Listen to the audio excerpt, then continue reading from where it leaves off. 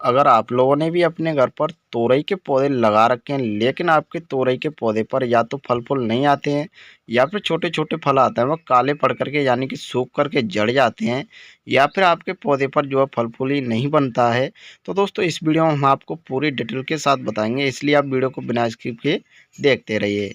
तो जैसा कि आप सामने देख सकते हैं, हमारे इस तोरई के पौधे पर एक ही जगह पर 4 से 5 फल लगे हुए हैं, यानी कि दोस्तों हमारा जो तोरई का पौधा है वो इसी प्रकार से चारों तरफ से तुरइयों से भरा हुआ है। तो चलिए दोस्तों, और भी हम इस तुरई के पौधे पर आपको फल दिखाते रहेंगे और साथ ही साथ हम आपको कुछ केयर टिप्स और फर्टिलाइजरों को बताएंगे, इसलिए दोस्तों आप वीडियो को बिना स्किप किए देखते रहिए। तो जैसा कि दोस्तों आप सामने देख सकते हैं, हमारे इस तोरई के पौधे पर यहाँ पर भी 2 फल एक ही जगह पर लगे हुए हैं, यानी कि दोस्तों हमारा जो तोरई का पौधा है वह इसी प्रकार से चारों तरफ से भरा हुआ है। अगर दोस्तों इसी प्रकार से इस तोरई के पौधे पर तुरइयां आती रहीं तो शायद कभी भी बाजार से तुरइयां खरीदने की जरूरत नहीं पड़ेगी। तो दोस्तों अब बात करते हैं तोरई के पौधे की केयर के बारे में कि आपको तोरई के पौधे की केयर किस प्रकार से करनी चाहिए, जिससे आपका भी तोरई का पौधा इसी प्रकार से फलों और फूलों से भरा रहे। तो सबसे पहले दोस्तों मैं आपको बता दूं कि आपका तोरई का पौधा हो या फिर फल देने वाला या फिर फूल देने वाला कौन सा भी पौधा हो, उसकी विशेष करके आपको सॉइल का विशेष ध्यान रखना है। यानी कि दोस्तों सॉइल में कई बार होता क्या है कि जो घास वगैरह निकल आता है और आप लोग ध्यान नहीं देते हैं, और सॉइल में जो काफ़ी ढेर सारे पोषक तत्व हैं उनको जो घास वगैरह निकल आया है वह ग्रहण कर लेता है। इस कारण से या तो आपके तोरई के पौधे पर जो है फल नहीं आते हैं, या फिर आपके तोरई के पौधे पर जो छोटे छोटे फल फूल हैं वह काले पड़ करके सूखने लगते हैं।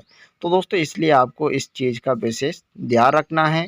आपको लगे कि आप हमारे तोरई के पौधे में या फिर कौन सा भी पौधा हो उसमें घास वगैरह दिखाई दे, उसी टाइम पर आपको पौधे की गुड़ाई अवश्य कर देना है। गुड़ाई करने के साथ साथ आपको वर्मी कंपोस्ट या फिर गोबर की खाद भी लगा देना है। इसको लगाने से होता क्या है कि जो पौधे की ग्रोथ होती है वह रुकती नहीं है।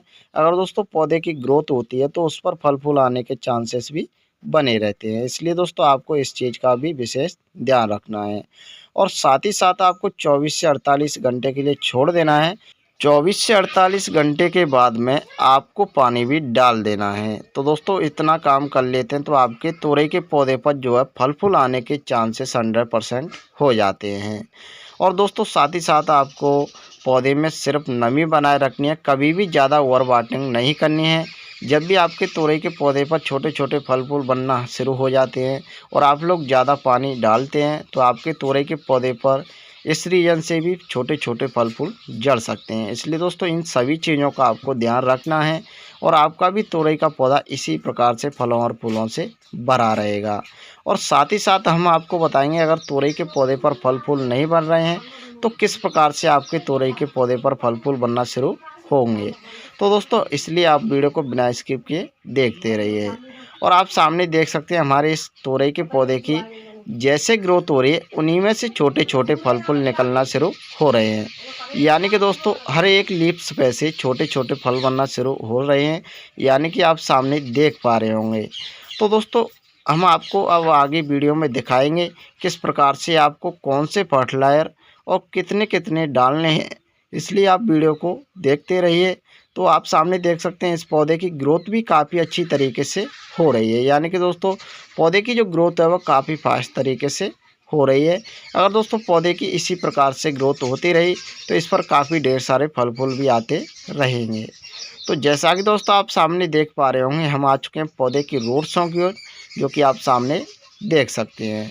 तो दोस्तों आपको चारों तरफ से कोई भी घास वगैरह दिखाई नहीं दे रहा होगा, क्योंकि दोस्तों हम इस चीज़ का विशेष ध्यान रखते हैं।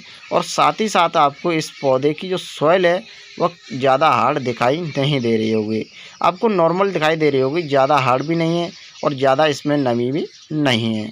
तो दोस्तों सबसे पहले हम इस तोरई के पौधे की गुड़ाई कर लेते हैं। गुड़ाई करने के बाद में हम आपको बताएंगे कौन कौन सी चीज़ों का प्रयोग करना है। तो दोस्तों गुड़ाई करते समय एक और चीज़ का विशेष ध्यान रखना है, आपको जितनी गहरी गुड़ाई करना है जिससे पौधे की रूट्स कटने ना पाएँ। अगर दोस्तों पौधे की रूट्स कट जाती हैं तो आप लोग भी जानते हैं कि पौधा सूख भी सकता है। तो दोस्तों हमने यहाँ पर काफ़ी अच्छी तरीके से इस पौधे की गुड़ाई करके रेडी कर लिया है, और साथ ही साथ हमने यहाँ पर इस मिट्टी को हाथ की सहायता से तोड़ करके रेडी कर लिया है, यानी कि दोस्तों हमारे पौधे की जो गुड़ाई है वह बिल्कुल रेडी हो चुकी है। तो दोस्तों इस प्रकार से आपको गुड़ाई करने के बाद में कौन कौन सी चीज़ें लेनी है वह भी हम आपको दिखा देते हैं। तो सबसे पहले हम आपको बताएंगे आपको किस प्रकार से कितना चीज़ लेना है। आप जो मेरे हाथ में देख पा रहे हैं ये हमने वर्मी कंपोस्ट ले रखा है। फिलहाल हमारे पास में गोबर की खाद नहीं थी, इसलिए हम यहाँ पर वर्मी कंपोस्ट का प्रयोग कर रहे हैं। तो दोस्तों हमने यहाँ पर वर्मी कंपोस्ट को 50 ग्राम के तकरीबन ले रखा है। और दोस्तों आप सामने देख सकते हैं हमने यहाँ पर इस तोरई के पौधे की जैसे गुड़ाई की थी उसी प्रकार से इसमें चारों तरफ डाल करके तैयार कर दिया है। तो चलिए दोस्तों साथ ही साथ हमें इसको सॉइल में अच्छी तरीके से मिक्स कर देते हैं। तो आप जो सामने देख सकते हैं हमने यहाँ पर साथ ही साथ हाथ की सहायता से अच्छी तरीके से सॉइल में मिक्स करके रेडी कर दिया है। तो दोस्तों आप जो मेरे हाथ में देख पा रहे हैं ये हमने NPK 123216 ले रखी है। NPK 123216 को हमने यहाँ पर 10 ग्राम की तकरीबन लिया हुआ है। तो दोस्तों हमें इस NPK 123216 को पौधे की जो हमने गुड़ाई की है उसी प्रकार से चारों तरफ डाल देते हैं। तो दोस्तों आप सामने देख सकते हैं हमने यहाँ पर NPK 123216 को इस पौधे में चारों तरफ डाल करके रेडी कर लिया है। इतना काम करने के बाद में दोबारा से वही प्रोसेस करना होगा, यानी कि दोस्तों दोबारा से सॉइल में अच्छी तरीके से इस NPK 123216 को मिक्स करना होगा। तो आप सामने देख सकते हैं हमने यहाँ पर NPK 123216 को उसी प्रकार से इसमें चारों तरफ मिक्स करके रेडी कर लिया है और साथ ही साथ हम इसमें पानी भी डाल देते हैं। तो आप सामने देख सकते हैं हमने यहाँ पर इस सॉइल में अच्छी तरीके से पानी भी डाल करके रेडी कर लिया है। तो दोस्तों आप इतना काम कर लेते हैं तो आपका भी तोरई का पौधा इसी प्रकार से फलों और फूलों से भर जाएगा। तो चलिए दोस्तों फिर मिलते हैं किसी नए टॉपिक के साथ, तब तक के लिए थैंक यू।